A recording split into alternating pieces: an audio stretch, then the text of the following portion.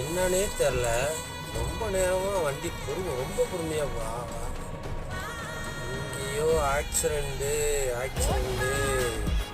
விபத்து ஏற்பட்டிருக்கு, என்னன்னு தெரியல. ரொம்ப நேரமாக என்னடா தடுமாறுதுன்னு பார்த்தேன். விபத்து இன்னும் கொஞ்சம் தூரம் இப்படியே தான் மல்லுக்கிட்டே போகணும். வேற சனிக்கிழமை வேறையா, எல்லாமே பிஸியாக கிளம்பியிருப்பாங்க. வேற விபத்து. ரெண்டாவது வழித்தடத்தில் அதிகமாக நம்ம பெரிய வண்டி போகக்கூடாது, கனரக வாகனம். ஆனால் இந்த மாதிரி நேரத்தில் போகலாம், யாரும் எதுவும் சொல்ல மாட்டாங்க.